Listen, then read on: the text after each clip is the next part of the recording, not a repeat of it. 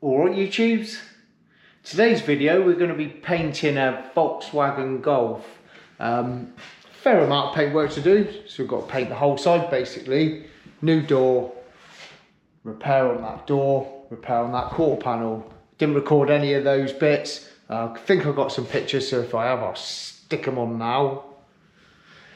So in this video, it's hard to find subjects sometimes and ideas of what to film, because obviously it's repetitive processes doing this job, and I tried to vary it with bits of prepping, repairing and stuff like that, polishing.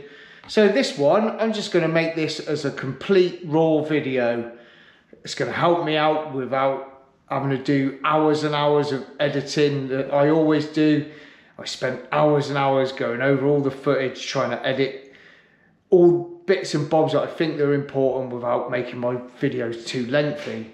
My videos are lengthy, they're always going to be lengthy, so this one is going to be especially lengthy. So get comfortable, because you're in for a long one on this one. So I'm just going to record all of this job from start to finish, so it's all ready to go. I haven't mixed any colours, I haven't mixed, see I've messed up there, so I'm just going to leave it as it is. So I haven't mixed any colours up or anything like that, or degreased it or done any treatments or anything. It's just masked and it's ready for me to start the painting process. So I'm going to just record it all. I may speed up maybe some of the drying, but I'm not going to stop. I've got enough batteries. I may have to stop to change batteries because the batteries don't last too long on my GoPro. So I'm just going to leave it all in. If there's any mistakes or any issues that I come across, they're going to stay in. The whole lot is just going to stay in. And you can watch the whole procedure of how I would paint a job like this. So we've got base coat and clear coat to do, and obviously wet on wet to do. I have sorted out the colour beforehand and use a Spectro on this. It's Volkswagen C9X. A bit of a troublesome colour, loads and loads of shades. And every time I seem to do this, I need to be doing a different shade, so it's quite inconsistent on colour matching on this colour. It's all to do with effect. There's so many variations of effect in this colour, from really fine looking to really sparkly looking. Some have got a red flop on them, and yeah, it is a bit of a troublesome colour. But I've already done that bit. But you'll see on the system what I've chose. Anyway, so that's what we're going to do. So it's all masked, like I say, and yeah, hope you enjoy it. And so sit tight, get comfy, and we're going to get on with it.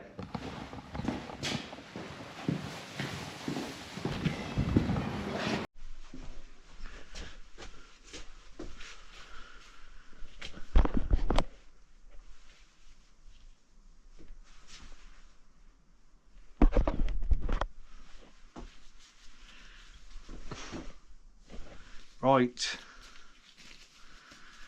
so first things first is get it all degreased. Get some gloves on.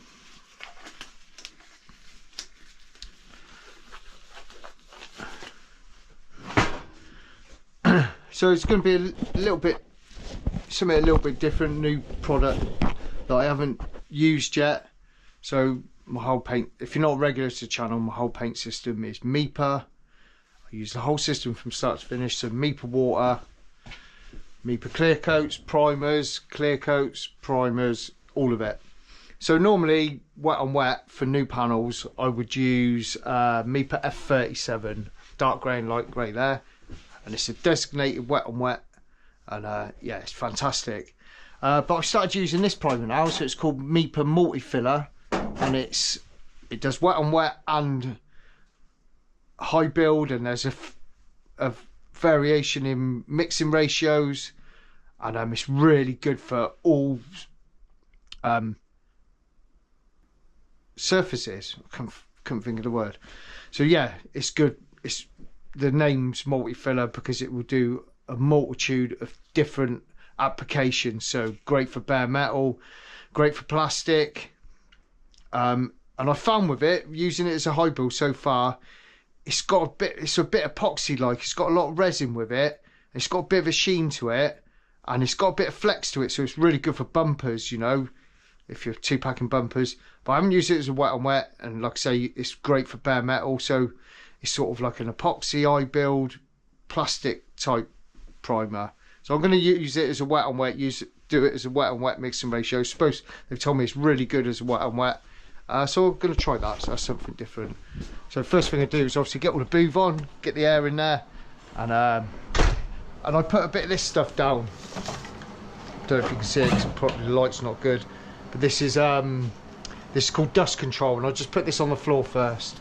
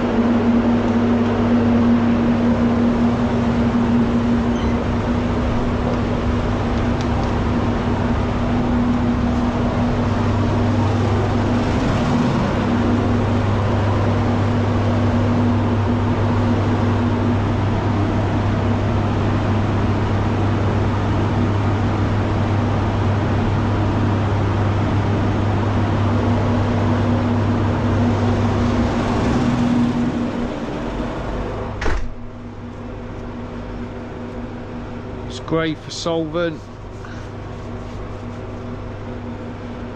blue for water,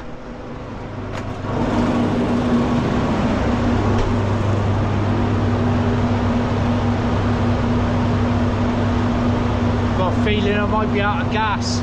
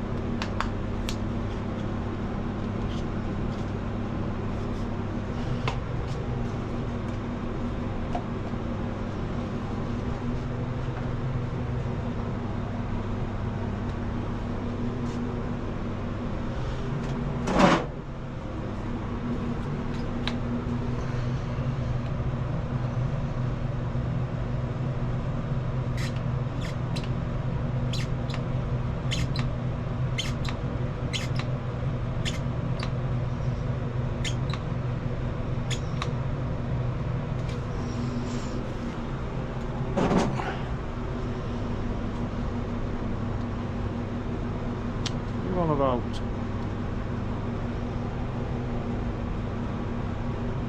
Come on.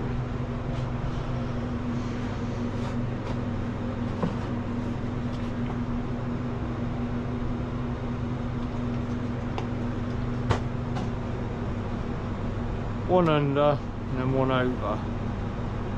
Stupid.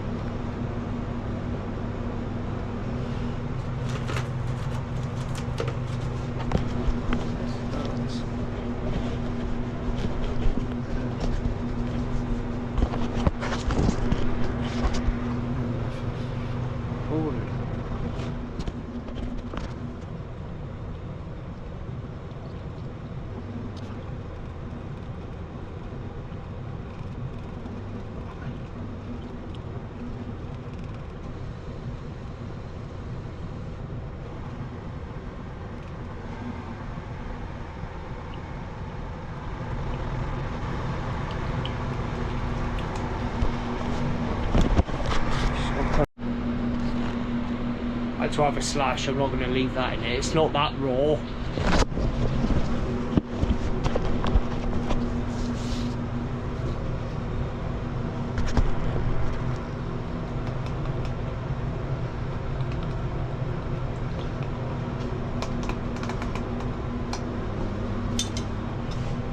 So I use the Sata. These are like the PPS cups, liner ones. I use them for the wet and wet. And I use this gun 1500B with a 1.4 for wet and wet.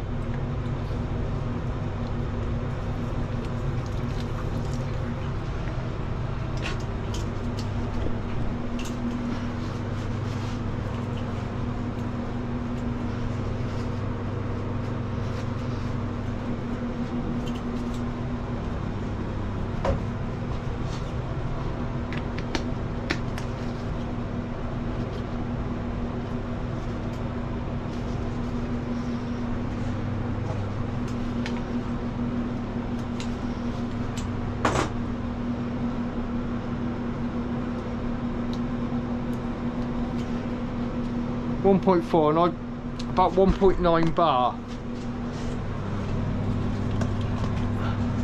I use this mask for wet and wet and primer. I use that mask just for water base. I know probably I should have my air fed on for wet and wet and stuff. And then I use my air fed for clear coat, top coat.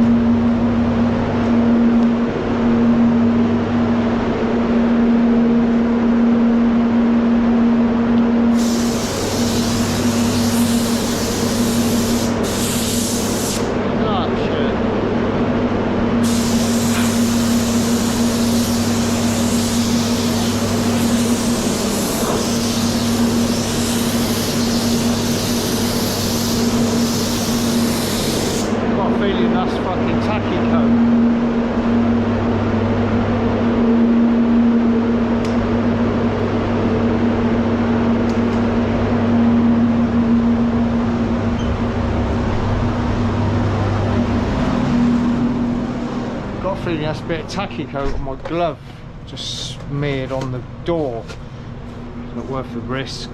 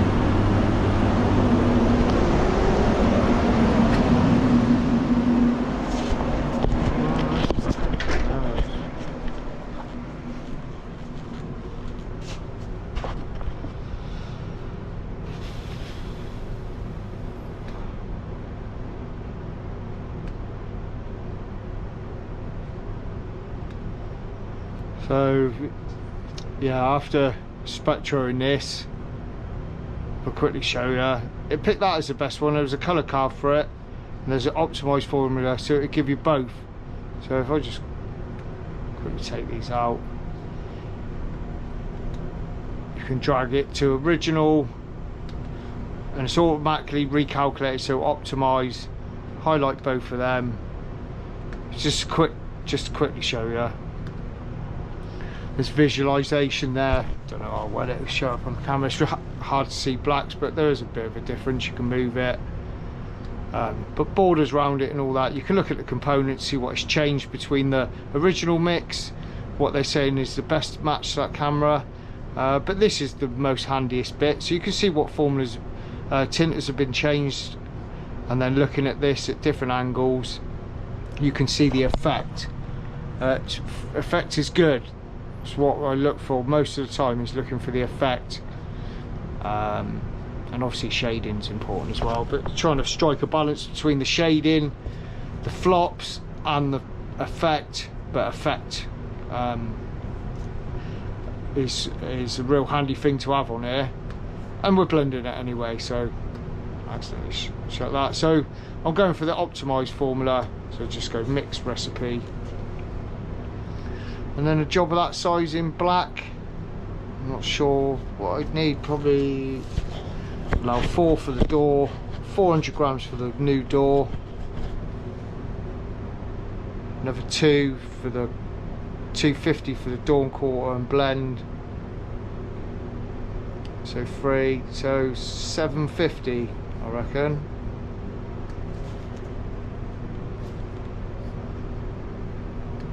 Save it,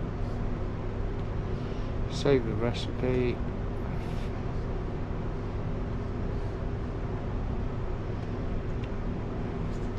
So I'll go 800 with a drop coat,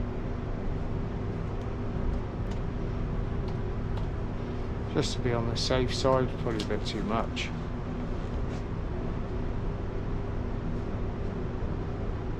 Mix in. Make sure I got enough of that tinter. Yeah.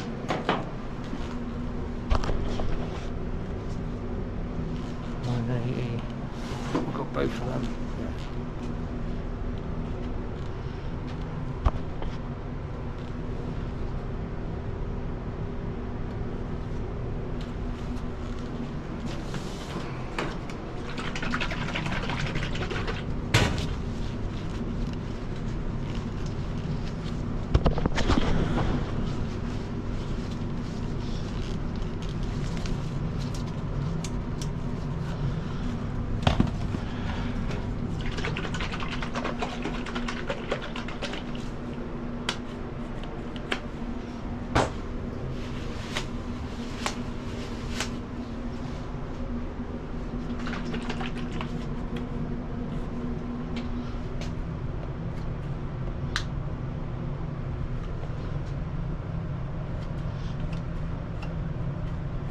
One thing I've noticed with this new, since this had this new Spectro software, and it puts the small tinters in first. I don't understand it. It worries me a little bit because I'm trying to pick it all up. I don't know why it does it. Even I've spoke to Mipa rep, he's not sure why. You'd think you put the large amounts in first and then drop the rest into it, but that's what it's doing now. I don't know why. If any of you others, other paint systems out there, whether it puts the small amounts in first, it's sort of, it's not even in a, you know, it's not putting the biggest amount in last neither. It's just random. Changes it. I don't know why it changes it. I don't know if I've got a setting, I don't think I have, that needs changing. It seems to put the, yeah, these little amounts in first and just sit at the bottom of the pot, which I'm not happy about because it don't sit right with me. There's got to be something, a reason behind it. I can't see it's a mistake.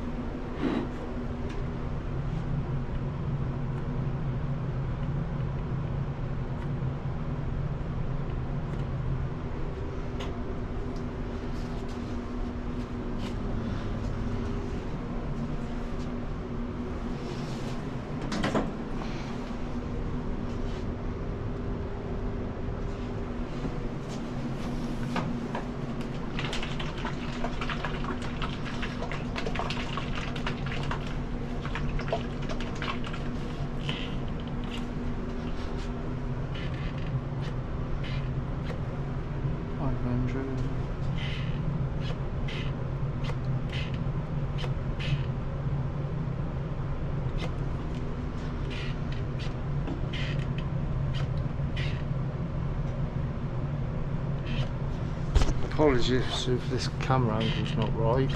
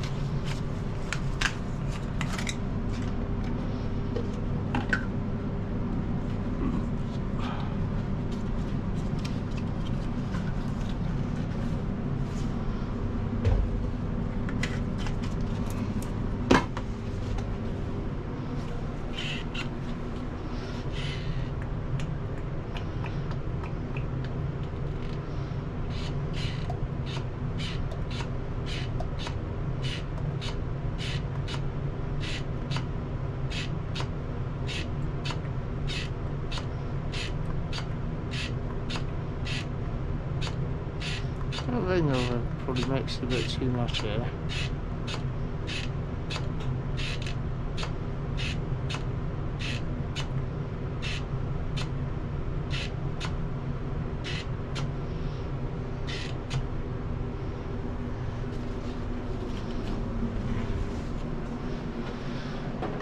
So check. 20%.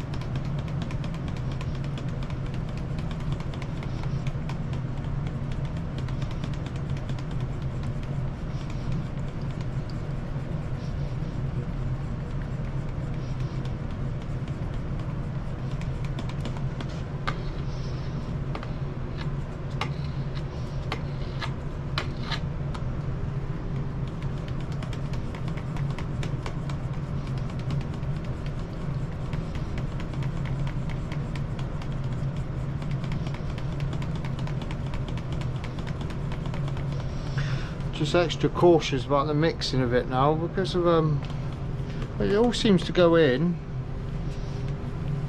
Yeah, I just find it a bit bizarre that small amounts go in the bottom of a cup first. Why that's changed? It never used to be like that. It was always the one of the, you know, the largest amount of tinter would go in first, but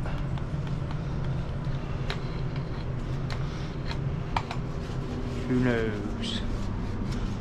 Let me know, man, if that's how your system, if that's what it's like on your system.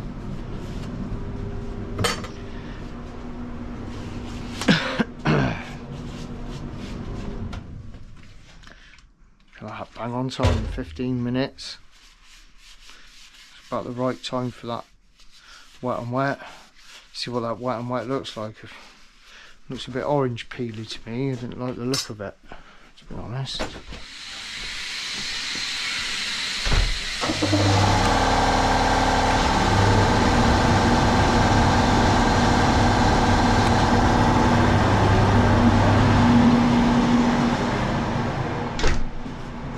Hopefully it's not too textured, but you've got to try these things, haven't you? You've got to try it out. Wet and wet's always a bit finicky in this system, a bit of trial and error. It took me a while just to nail the F37 to get it how I want it. It does go on smooth in the end. I don't know, we'll see.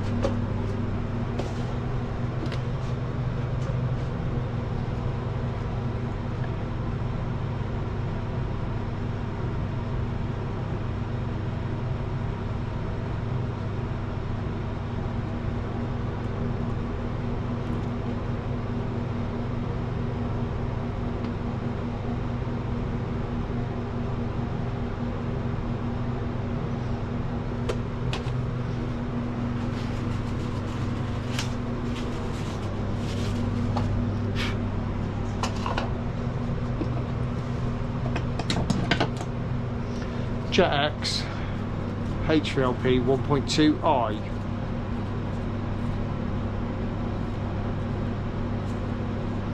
Which I'm absolutely loving.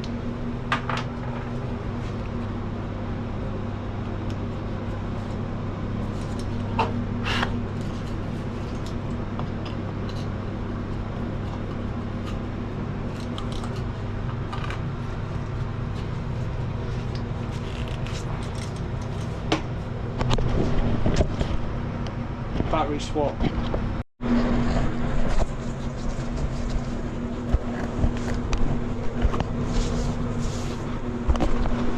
There we are. I may split this video now, thinking about it. This will be wet and wet base coat, and then we'll do a clear coat one. I'll see how long this took. It's got to be well good hour in already, and I ain't even base coated it.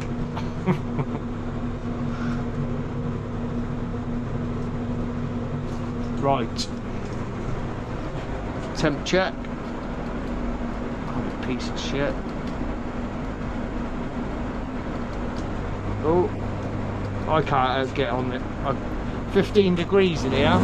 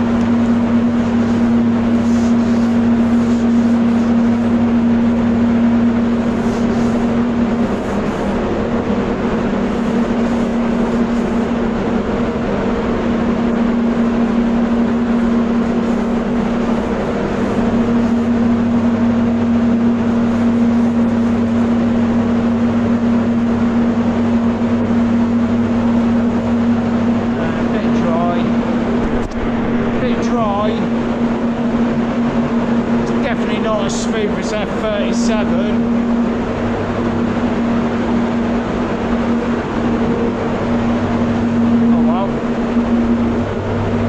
See what the overall job looks like. You're always going to have a bit.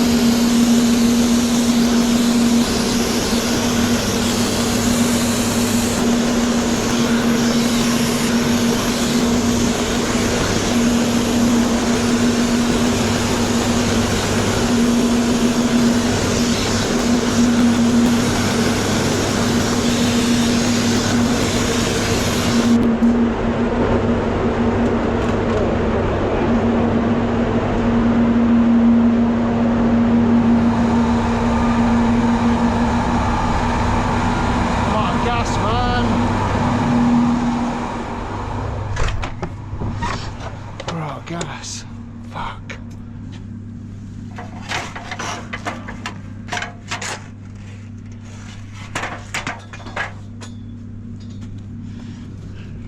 Fuck's sake, man.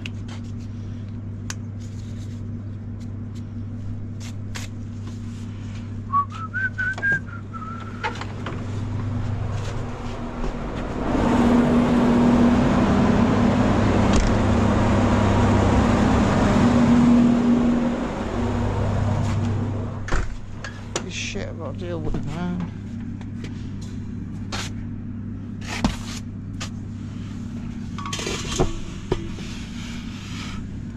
Covered in shit now.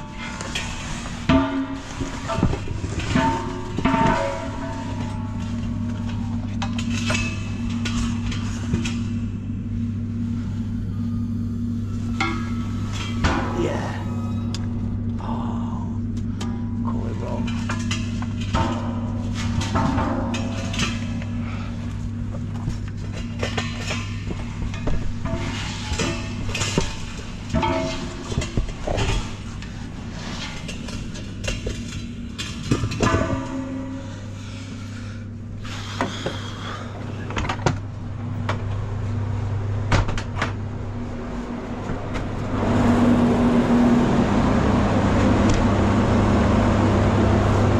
Covered in shit. It's all I need, isn't it? Covered in shit, man.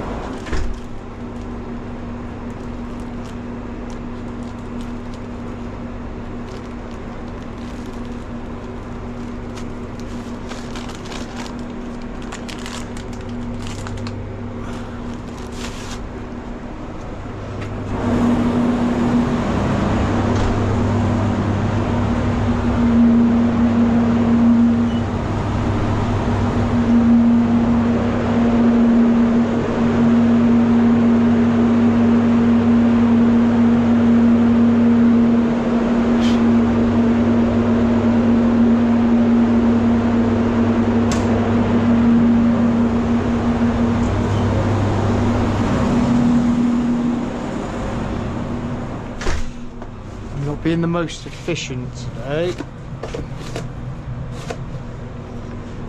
being the quickest today.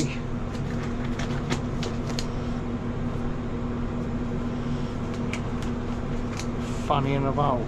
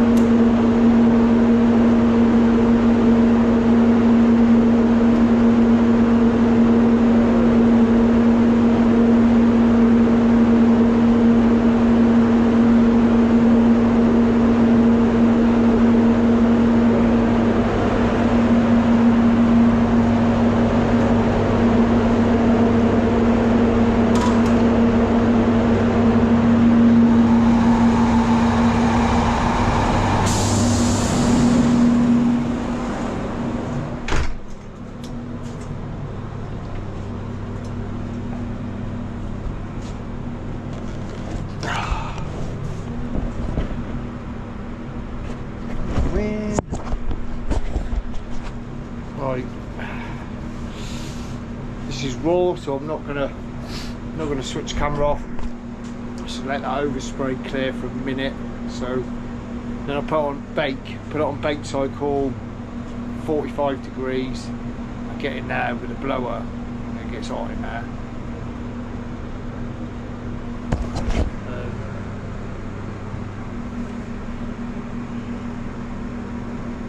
Do I wait? What do I do?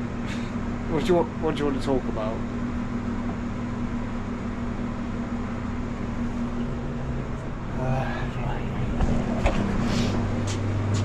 See, my temperature in my boot's a little bit, I don't know, it's hard to say. The gauge says it's 20 in there, and it's been in there for a while, the gun, so it's saying it's 20 degrees in there. But my boot's temperature is saying 23, so the probe for the temperature's up on the top, so I don't know how accurate it is. I might start changing that a little bit. I don't know. I knew it was always a bit, what it said on that display wasn't as hot as what it says, not on spray cycle anyway. So yeah, it's around, as long as it's around the 20s, 20 to 25 really is ideal. Spraying temperature, don't want it any warmer than that really. We've got to strike a balance with like trying to get water-based dry, striking a balance of having enough heat in there, so it does start drying naturally, especially on the bigger stuff. It'll start drying on its own, so it's a bit quicker to dry. But that air dryer that I used, the A&I one, it's okay. It's not, doesn't give out heat, even though it's like self-heating or whatever they call it.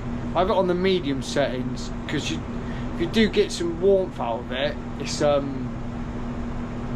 there's not a lot of airflow. So the warm setting, the hot setting, what they call, you can only really do small stuff, or if you do big stuff, you've got to be really close with it, and it just takes just as long as there's no airflow. So it's better just to get warm air in there. So how I'm going to do it now is with the Satajet air dry tube blower, which really volumizes the air that's in the room, so you get that air in the room warm. It's quite quick at dehydrating and real low pressure. That A&I one's like over 5 bar to get that heating part to work, whereas this is gun pressure at like 2 bar, so it saves on air, you know, it's not consuming on air. But that's what I do, just get it on the bake, get that air recycling. 40 degrees, not a mega amount of energy. Trouble as well, like having a dryer on your compressor, it's really cool air. It's drying it. It's like a refrigerant, isn't it? A dryer. So you've got cool air, but you want the air to be warm. So it's like constant conflict with warm air, cold air all the time. I know you can get these like air warmers now for drying base scope. It just goes on and on, doesn't it? Expense. So anyway, let's get it on bake and get this dry.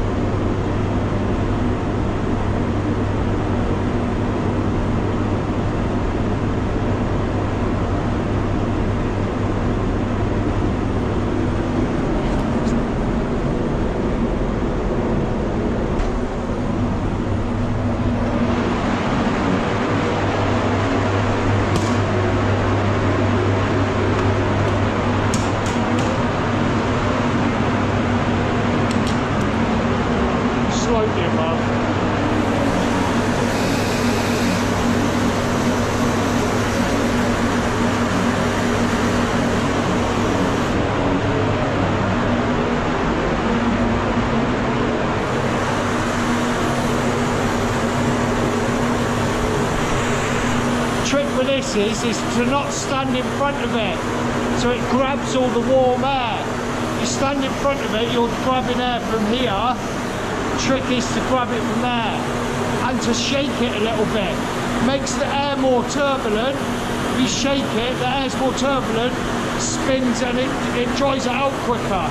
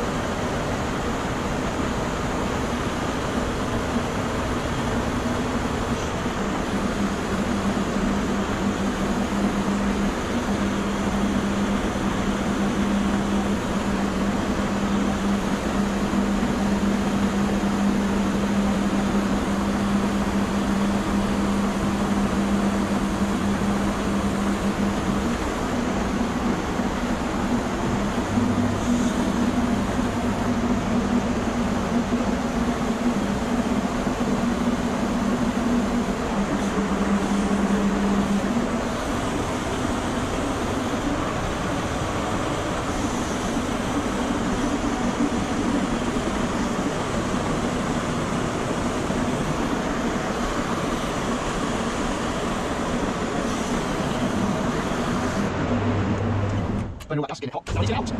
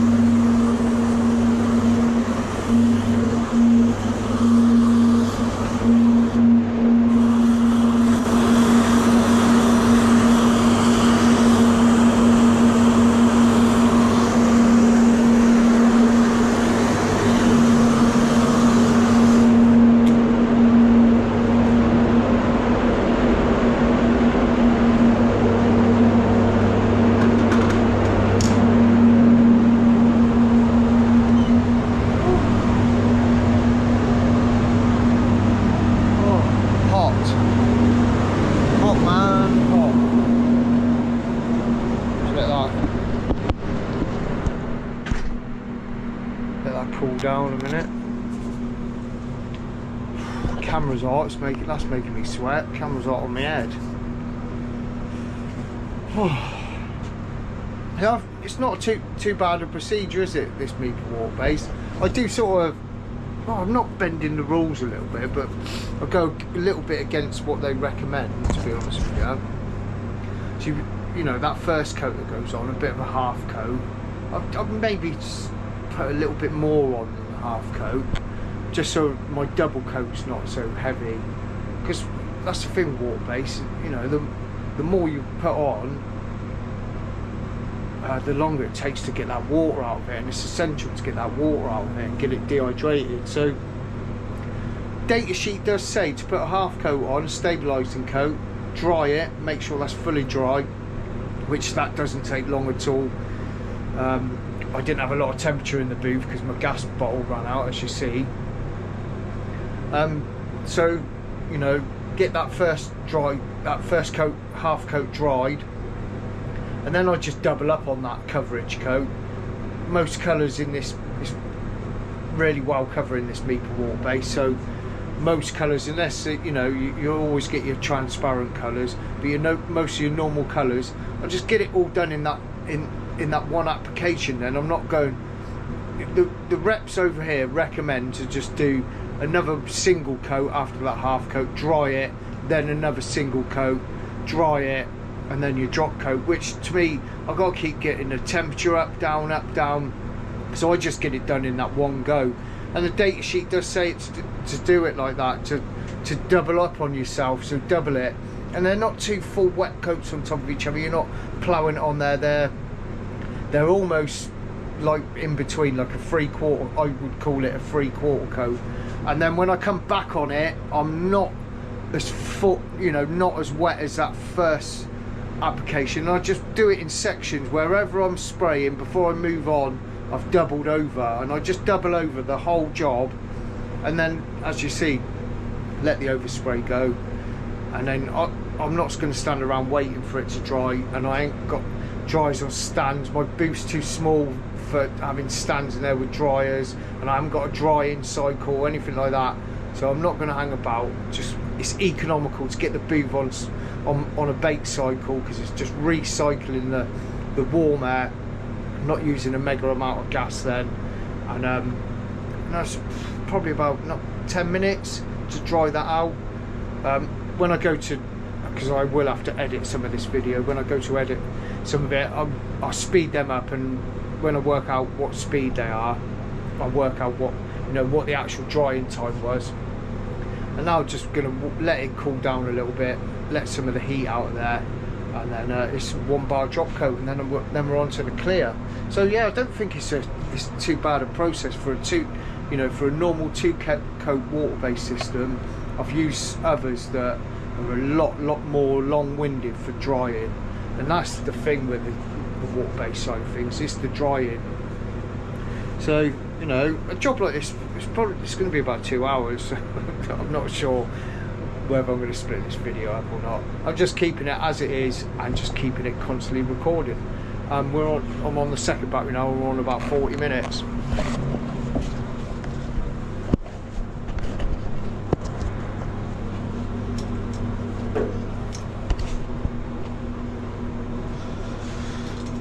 And hopefully my camera angle's alright.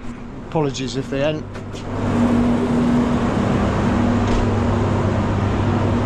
we're about 28 there, which I'd say the boot's about 20, 24, 23.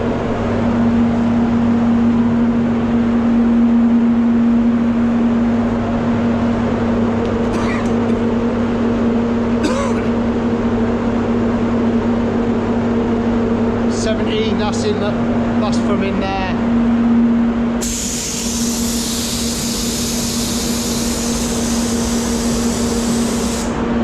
One bar drop coat.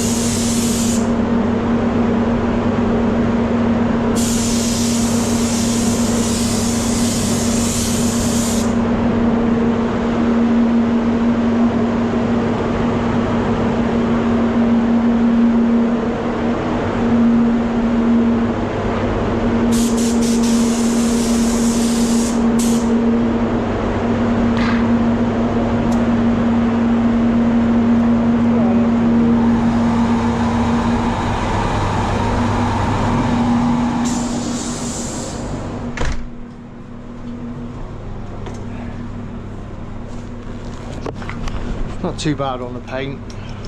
Oh, it's probably about 100 odd grams there.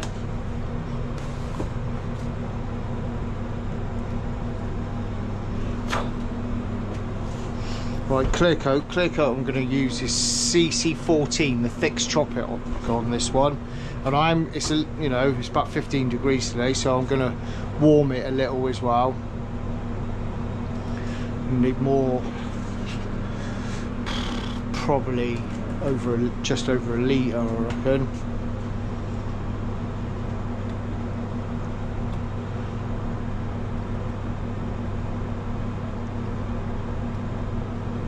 Temperature range is 15 to 25.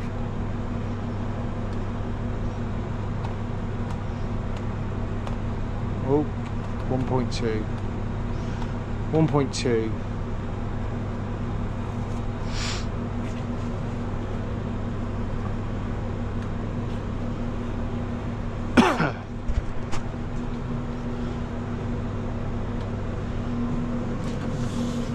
Some in here actually.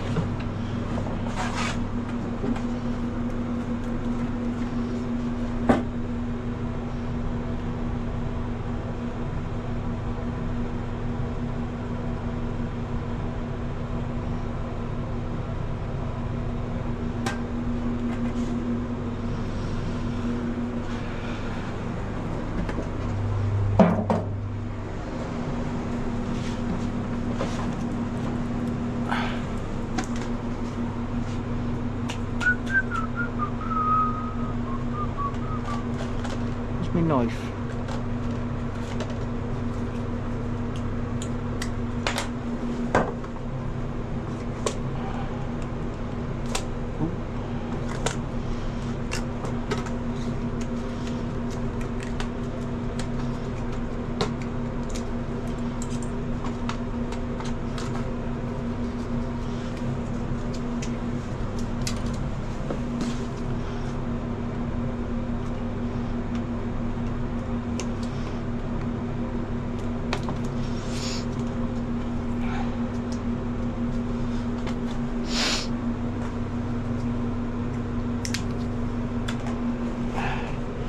bit cold, this clear. I may go for the full 5% on this. I normally do about 4% thinner. Oh, I've already put it in, and so it is 5%. We're going 5% on this one.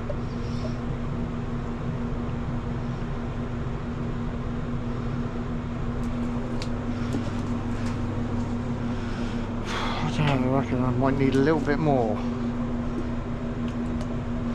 Let's just put it in.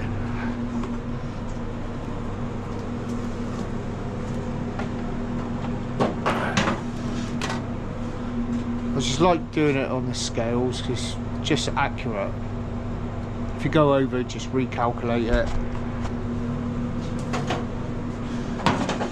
And it's HS25 hardener, and I have had a comment about what hardener is that. This is HS25 hardener, normal.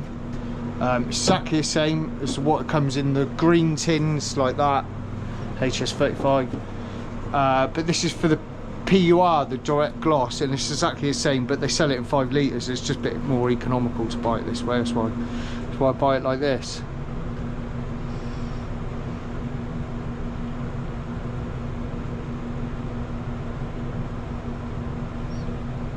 The hardeners are expensive in Mipa. I don't know about other paint manufacturers, but they do seem very expensive.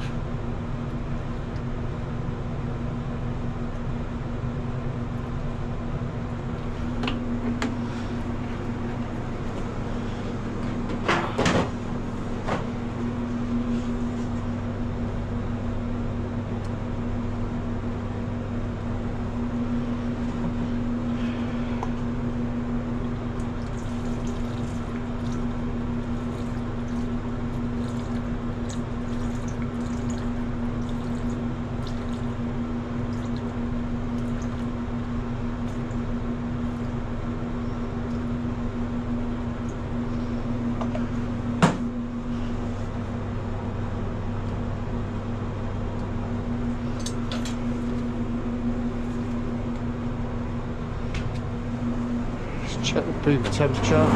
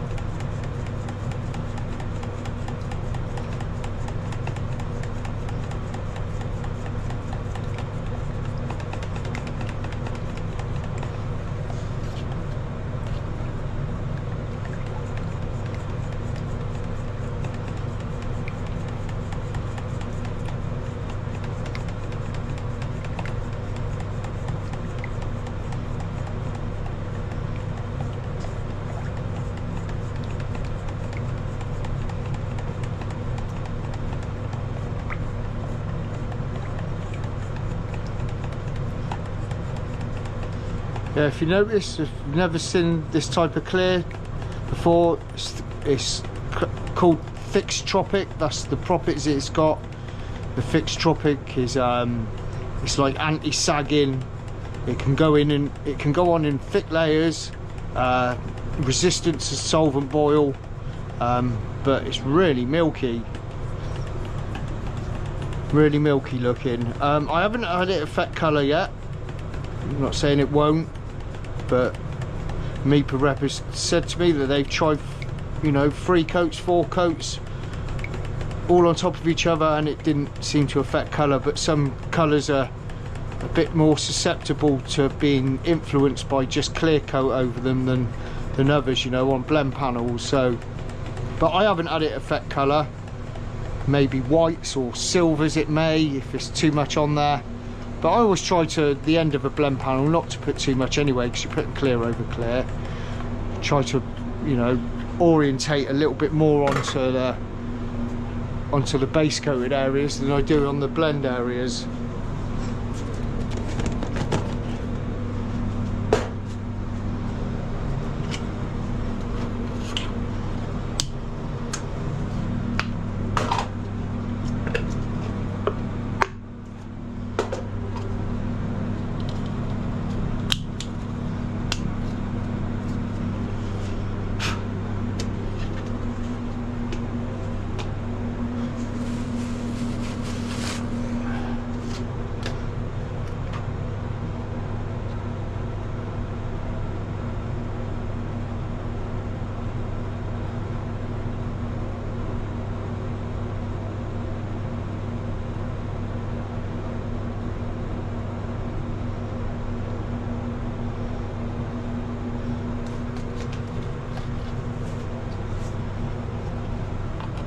I'm going to warm this clear up a little bit. I haven't got battery from a temperature gun thing, so just take a little bit of chill off of it.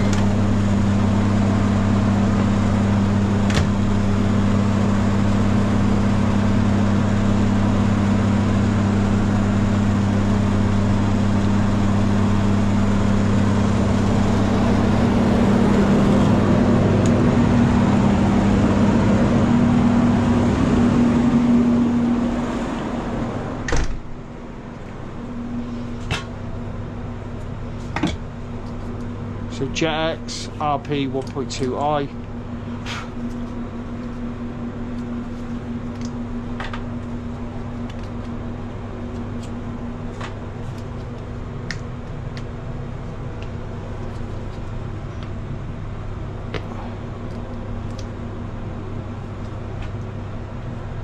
Let's get that in the booth.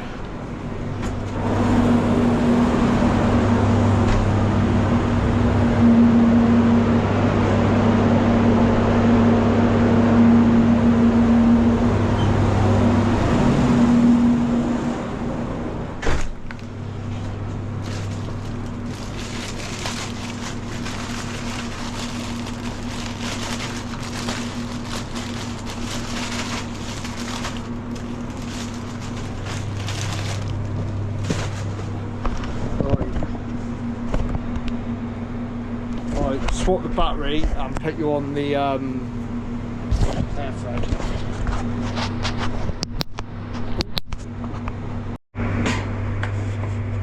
Do have a new screen, but I can't bother to change it now. Hopefully I'll get the angle right on this. Never get it right.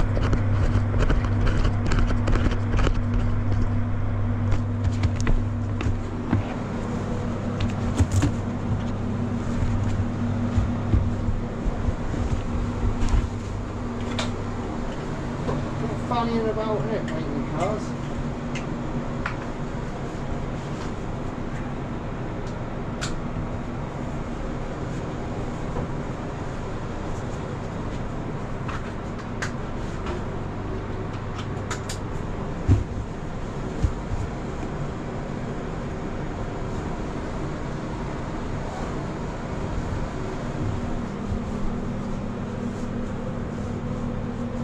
Try and work out what's the best position.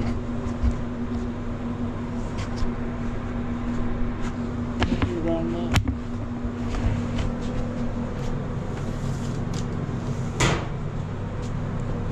Right.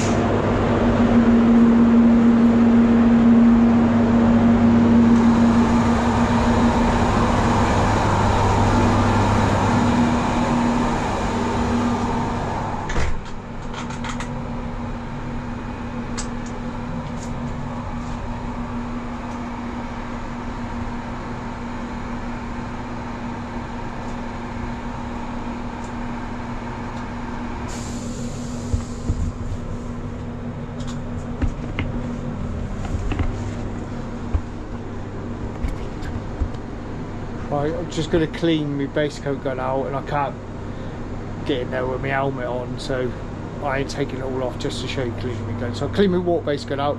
That's about 2, 3, 4 minutes maybe, and then we're straight on with the next one.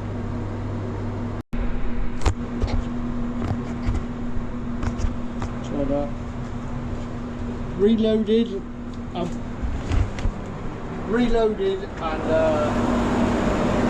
10 more seconds in microwave.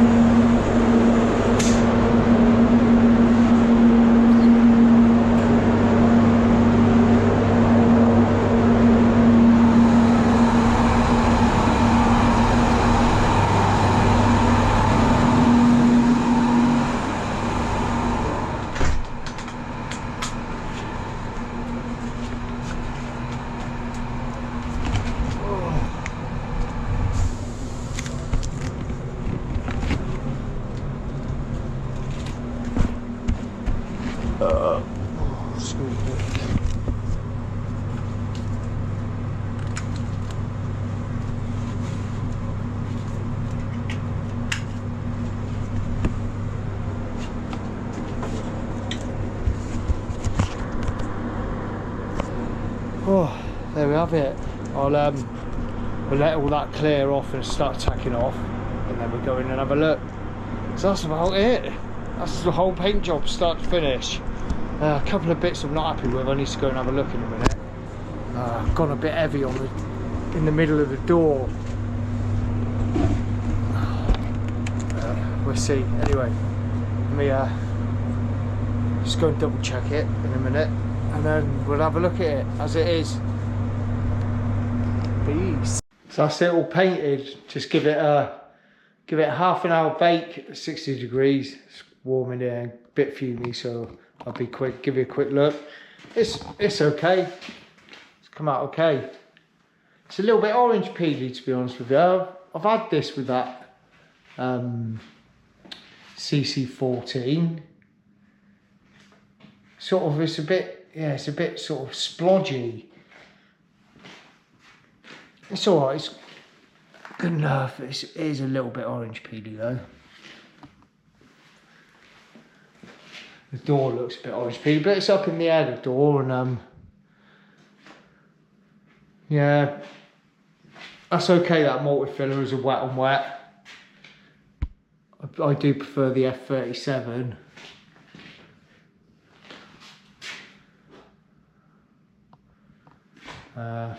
Couple of little blemishes here and there, a couple of little tiny little bits of, that's tiny like a little wax hole. I find that as well with this, that CC14, that fixed chopper, it seems a bit susceptible for tiny little wax holes and stuff. It's like the bounce back, it sort of bounced back from your overspray. It doesn't like it. I've had it a couple of times, but it's all right. I've recorded it all. That's how long it took me to paint it. Pretty much as this video's been, it's been all the way through with all the bits in between the different paint applications. I thought I'd try something different and show it as real time and as raw as I could. And it's going to take me a long time to get this uploaded. The size of the files it's going to take a long time to upload, but hopefully it saved me a bit of time on editing. So it's a bit different. So that was the full paint application from start to finish with everything in between, nothing cut out, in real time, pretty much as it is. I haven't come to edit in this video yet, so I'm not sure. I will speed some little bits up. I'm not sure how long this video is going to be, but that was a good 2 hours or so from start to finish, putting all them paint applications on. So yeah, give it a go anyway. So hope you enjoyed it. When this is all fitted up, I'll show you a little bit of footage of it all finished outside. Right then, YouTube, I'll give you a quick look at the Polo outside, and yeah, it's all gone all right. It's all fitted up okay. Little bit of nibbing here and there, bit of dust on it now. It's a little bit peely, to be honest with you, a bit peelier than what I wanted really, and yeah, I'm not overly keen on that multi-filler as a wet on wet. It was okay, it didn't really draw in too much. The F37's definitely better, but yeah, I found that CC14. Yeah, I really like it, and this, you know, the fact that it's really stable. The fixed tropic part of it is a, you know, a handy feature to have in clear coat, but I think it restricts it flowing. Well, it obviously would do that because it's more stable, so it's good for, you know, good for avoiding runs and fat edges and build-ups, which it does do that. You know, that is the that's what it's designated to do. That's the specifics of that clear coat, to stop it from moving and running on edges and building up on edges. But yeah, it obviously restricts it flowing a little bit. It's, to be honest with you, since I've started using it with my Satajet X, so it's got it's an RP with a 1.2 I setup on it, and I haven't been getting the desired results I want out of that gun with this clear coat. I've got the new guns on. I use 5 different clear coats here, so again, with a new gun, I'm playing about with the clear coats and pressures and thinners, the ones that have thinners here. I'm playing about with those things. So yeah, I've not been overly happy with the results with the CC14 and that Satajet X. I was quite happy with the finishes I was getting with my 5500 with a 1.20 setup on there. So yeah, I need to play about. I'm maybe going to bump the pressure up a little bit, and yeah, the thinners play about with, but it has come out a bit peely, and temperatures drop now, so you know my clear coats are a bit colder, so we have to adapt to our climates and temperatures and stuff like that. We've had a really warm summer, and it's going to be warm and flow a lot better when it's warm. So, but it's okay. Like I say, I think it's a little bit too much on the orange peely side for me, but the repair come out all good. And yeah, considering I know I didn't record the repair stage of this, but that door was quite bad, and new door on there, and it's all gapped up nice and it's all fitted up well, and come out clean. So there we have it. Really lengthy video for you. Hope you enjoyed it. Let me know in the comments whether you liked it, just showing it all the way through, showing the whole way I paint from start to finish with no bits missing really. Small bit of editing.